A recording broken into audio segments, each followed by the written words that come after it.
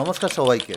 আমাদের মধ্যে অনেক ব্যক্তি তার ইনকাম ট্যাক্স রিটার্ন দেখা যায় এআইএস বা 26 দেখেই আমরা দিয়ে দিই, কিন্তু বর্তমানে ইনকাম ট্যাক্স ডিপার্টমেন্ট শুধুমাত্র আপনার এআইএস অথবা 26 এর উপরেই কিন্তু ডিপেন্ড করবে না।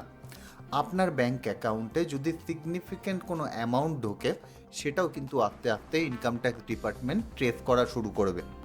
এছাড়া আপনার যদি দেখা যায় যে কোনো ধরনের কেস পড়ে, সেক্ষেত্রে প্রথমে ইনকাম ট্যাক্স ডিপার্টমেন্ট আপনার কাছে যেটা চাইবে সেটা হলো 26 এআইএস আর আপনার ব্যাংক স্টেটমেন্ট, এবং সেই ব্যাংক স্টেটমেন্ট ধরে প্রতিটা ট্রানজ্যাকশান তারা চাইলেই ট্রেস করতে পারে, এবং সেখানেই কিন্তু হয়ে উঠতে পারে অনেক ধরনের সমস্যা। তা আজকের ভিডিওতে আমরা আলোচনা করব এই ধরনের সিচুয়েশান কারোর যদি হয়ে থাকে তাহলে এর সমাধান কী আছে। নমস্কার, আমি সুজয় বৈদ্য। তাহলে শুরু করা যাক আজকের ভিডিও। প্রথমত বলি যে আপনি ধরে নিলাম যে কোনো জায়গা থেকে স্যালারি পাচ্ছেন। এবার স্যালারির সাথে সাথে ন্যাচারালি যেই জিনিসগুলো থাকে যে আপনার কোনো ধরনের ইন্টারেস্ট আপনার ব্যাংকে ঢুকছে, এবং সেই ইন্টারেস্টগুলো আমাদের এআইএসে অটোমেটিক্যালি চলে আসে, এবং সেগুলো আমাদের দেখানোও হয়ে যায়। ডিভিডেন্ড যদি হয় সেটাও দেখানো হয়ে যায়। এছাড়া আর যদি কোনো বড় বড় ধরনের কোনো ট্রানজ্যাকশান থাকে, সেই ট্রানজ্যাকশানগুলো আমাদের এআইএসে চলে আসে।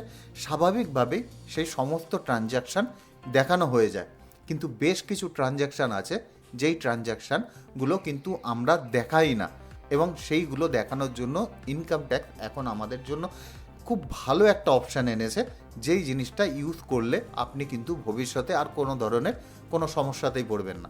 উদাহরণ হিসাবে বলতে গেলে ধরে নিন আপনার কোনো সময় কোনো ধরনের টাকার প্রয়োজন পড়েছে, এবং দেখা গেল যে বছরে 2-4 বার আপনি কোনো বন্ধুর কাছ থেকে কোনো ধরনের কোনো ধার নিয়েছেন। ধরে নিলাম 60,000 টাকা আপনি ধার নিয়েছেন। তাহলে সেই জিনিসটা আমি কোথায় রিপোর্ট করব? যদি রিপোর্ট না করি, ইনকাম ট্যাক্সের যদি কোনো কারণে বশত ভাগ্য খারাপ থাকলে কেস পড়লো, ইনকাম ট্যাক্স ডিপার্টমেন্টের যে আপনার উল্টো দিকে বসে থাকবে সেই ভদ্রলোক বলতেই পারে যে এটা লোন নয়, এটা গিফট, এবং এর উপর ট্যাক্স পড়বে। তখন কিন্তু আপনি সমস্যায় পড়ে যেতে পারেন। এর জন্য এই ধরনের ইনকাম আমাকে শো করে দেওয়া একান্ত প্রয়োজন। এর সাথে সাথে আরও অনেক ধরনের ট্রানজ্যাকশান আছে, যেরকম কেউ যদি কোনো কারণবশত কোনো খোরপোশ পায়, কোনো ধরনের কোনো স্কলারশিপ পেলো, এছাড়া আপনি যদি কোনো ধরনের কোনো গিফট পান আপনার রিলেটিভের কাছ থেকে, বিয়ের দিনে কোনো ধরনের কোনো গিফট পেলেন, এছাড়া আপনি কোনো ক্যাপিটাল অ্যাসেট বিক্রি করলেন, ধরে নিলাম আপনার গাড়ি বিক্রি করেছেন, অথবা দেখা গেল যে আপনার বাড়ির কোনো জিনিস আপনি বিক্রি করেছেন, আপনার যে এসিটা রয়েছে সেই এসিটা আপনি বিক্রি করে দিয়েছেন। এখন এইগুলো তো আপনার ইনকাম নয়। দেখা যাবে এসি আপনি 30,000 টাকা দিয়ে কিনেছেন, আপনি 2,000 অথবা 5,000-এ বিক্রি করেছেন। ইনকাম হওয়ার কোনো চান্সই নেই, কিন্তু আপনার ব্যাঙ্ক অ্যাকাউন্টে সেই টাকা ঢুকেছে, যার ফলে তখন কিন্তু একটা প্রশ্ন আসবে যে এই টাকা কেন ঢুকেছে। এছাড়াও আরও যদি আপনারা উদাহরণ চান তাহলে কিন্তু আমরা বলতে পারি, আপনি ধরুন ব্যাংক থেকে কোনো ধরনের কোনো লোন নিয়েছেন, সেক্ষেত্রেও কিন্তু আপনি এই ধরনের যে টাকা আপনার ব্যাংকে ঢুকেছে সেটাও আপনি দেখাতে পারবেন। শুধু ব্যাংক নয়, যদি দেখা যায় যে নন ব্যাংকিং কোনো সেক্টর থেকে আপনি লোন নিয়েছেন, সেটাও কিন্তু দেখানোর আপনার কাছে সুযোগ আছে। তাহলে আমরা চলে যাই কম্পিউটার স্ক্রিনে এবং দেখে নিই যে আমরা এই ধরনের যে রিসিভ আছে, ইনকাম বলবো না, এই ধরনের যে রিসিভ আছে সেই রিসিপ্টগুলো আমরা কী করে ইনকাম ট্যাক্স পোর্টালে দেখাতে পারি এবং নিজেকে পুরোপুরি রকমভাবে রিল্যাক্স করে নিতে পারি।